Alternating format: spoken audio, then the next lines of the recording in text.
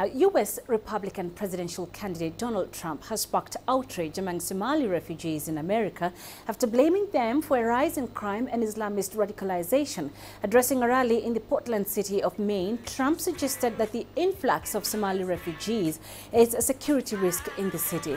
He blamed them for the increase of crime in the area. The Somali community of Portland has condemned Trump's rants in a statement. They described the presidential candidate's rhetoric as destructive and damaging to the youth and culture. Trump has since defended his objections to Somali immigration. Let's discuss this further with CCTV's Daniel Wrenches, who joins us live from Washington. Daniel, what has been the reaction to those remarks by Donald Trump?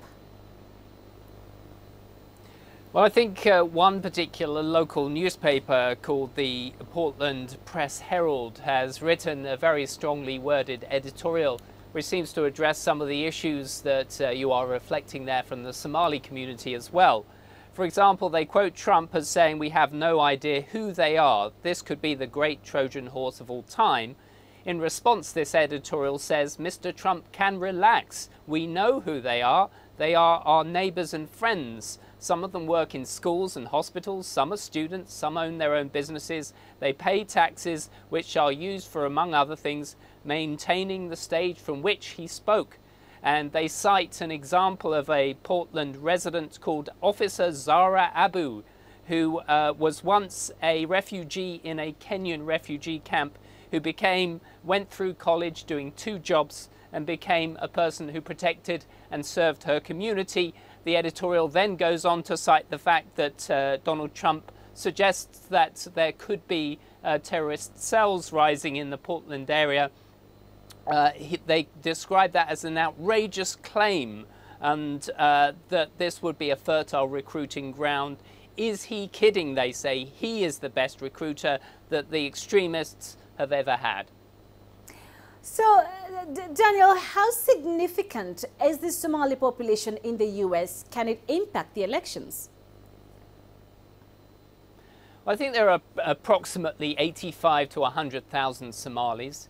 Many of them live in at least a third live in the Minnesota area, in Minneapolis. Minnesota itself is very heavily Democrat. So it's unlikely that if Somali voters vote for the Democratic candidate in large numbers, that it would have much bearing on the election. I think the important strategic point to make about Maine is, although a small state, it does have a proportionate voting system. So some of the people that Donald Trump, some of the people who find Donald Trump appealing are usually people who are white, usually people who've been left behind in the current economic cycle. And amongst those, there is a great deal of popular support for Donald Trump.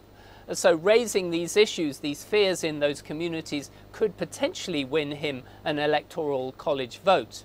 But I think that it's fair to say that the vast majority of people in Maine and in the wider community now have firmly opposed Donald Trump's strategy of trying to use refugees and the terrorist issue to alienate the Muslim community as a whole, especially after Donald Trump criticized the parents of a Muslim man who was killed in action in Iraq. And that has caused a huge backlash in the Trump campaign, caused him enormous political damage. And I think these comments will not be sort of seen well in the broader community here in the United States. All right.